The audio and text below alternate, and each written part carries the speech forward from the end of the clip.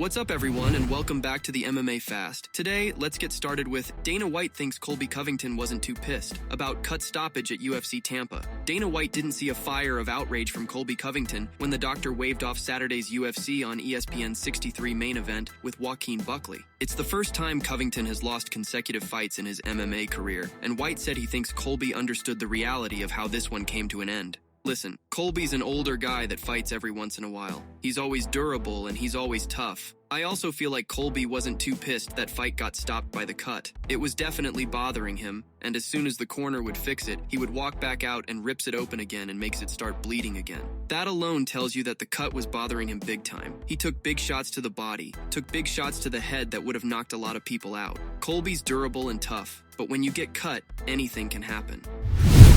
Manel Kape might have to ring Dana White's doorbell after UFC Tampa. After one of the most impressive wins of his UFC tenure, Manel Kape has some requests. The win was Kape's fifth in 6 fights, and afterward he said UFC CEO Dana White needs to step up when it comes to putting his career into high gear. At the very least, Kape wants to get White on the record about things, and if he plays hard to get, he's not against taking some extra measures. That's the truth. I want to fight the champion. I know they want to put me to fight somebody else before my time, but it can't be. I have a daughter, and sometimes I don't see her all day. I've been doing my things too. We all have family. We're all going through things. I'm not going to wait for anybody. I'm here a long time in UFC. I'm 31 years old. I'm not going to be 31 forever, so it's my time to get at the title shot. Me and Dana are neighbors. We live 10 minutes away from each other. If I don't get the conversation, I'm going to his home. I'm going to knock on his door.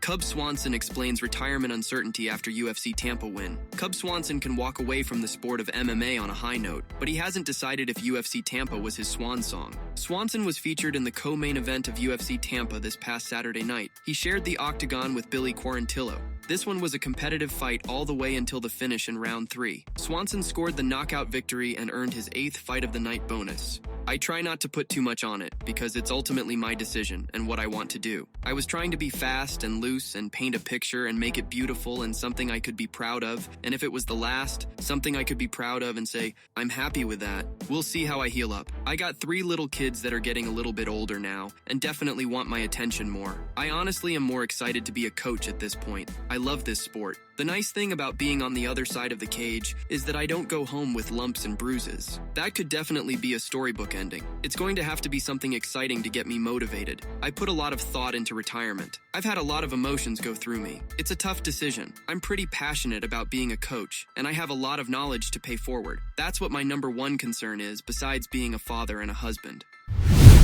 Joaquin Buckley coming for UFC throne in 2025, willing to step into title fight if needed. Following the most high-profile victory of his career, Buckley only answered one question from reporters, but touched on a lot of topics in doing so. After the fight, Buckley polled the audience for his call-out and gave them 3 choices: Leon Edwards, Kamaru Usman, and welterweight champion Belal Muhammad. The audience chose Kamaru Usman. My first main event was a big success. I feel like the whole card was very successful, getting a lot of knockouts. I feel like my fights shouldn't have been stopped. It is what it is. You've got to protect the fighters. I feel like 2025 is definitely my year and we definitely taking over. With this being said, this is on a 6-fight winning streak. I've got 8 knockouts within the UFC. I feel like I've done enough to really put myself in a position to, yet again, fight for that title. Even though I know Shavkat is next. Blessed to that fight. But if anything happens where Shavkat or Belal doesn't step up into the octagon, I want to face them.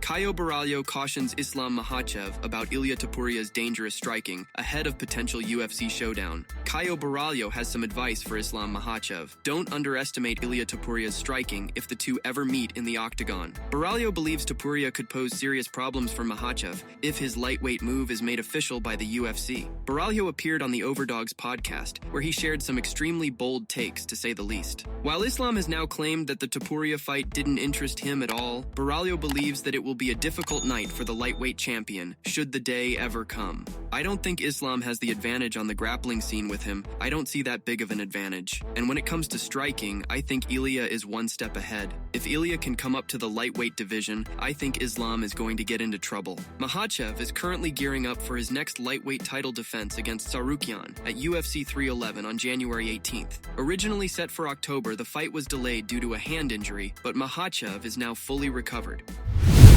Dana White guarantees Jon Jones versus Tom Aspinall happens in 2025. UFC CEO Dana White is not one to make guarantees when it comes to unconfirmed matchmaking, but Jon Jones versus Tom Aspinall is an exception. White expressed confidence that the fight would happen following Jones's title defense against Stipe Miocic in November, and when asked at Saturday's UFC on ESPN 63 post-fight news conference if he can be certain it would happen, White gave a definitive answer. Although Jones appears to be putting on a front that he has no interest in Aspinall, White said his experience talking to the man he regards as the greatest of all time is different in private. I'll say 100% the fight happens. I think it's probably the biggest fight in heavyweight history, and it's a massive fight in the history of the company too. It's a big fight. Jon is a very unique individual to deal with. From day one, I've been confident that Jon Jones would do that fight. Even before the fight with Miocic, I said Jon will do this fight. Jon Jones isn't afraid to fight anybody, and that's a fact.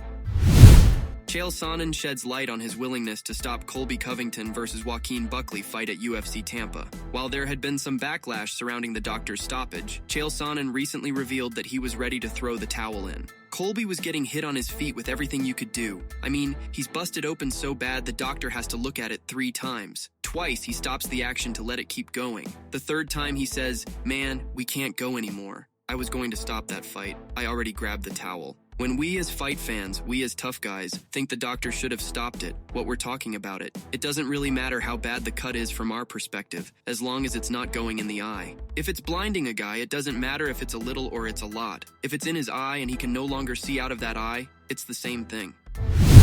Dana White confirms discussions for Dustin Poirier's next fight as the Diamond nears retirement. Dustin has been hinting at his next fight being his last, as the soon-to-be 36-year-old isn't interested in climbing back up the 155-pound ladder in hopes of securing a final title opportunity. In all likelihood, Poirier had his last UFC championship bout against Islam Makhachev back in June. The Diamond was submitted in the 5th round despite a hard-fought effort. As the clock ticks on Poirier's pro MMA career, White is looking at options for the fan favorite's next opponent. Yeah, we're in the middle of talks for him, with something that he wants to do for the end of his career. My goal is to get an event here in Louisiana. I'm not asking for a favorable fight. I wanted the hardest fights I can get. I asked for Justin. I asked for Dan. I'm healed up. I did a bunch of therapy sessions on my knee, my nose. I can't breathe, but everything else is good. I'd love to lay my gloves down at home and never fight again. Finish here in front of my Louisiana friends and family, the people who have been supporting me since I was 17 years old through fighting, and to go out on top. To show I'm leaving, but I still have it, that's important to me too.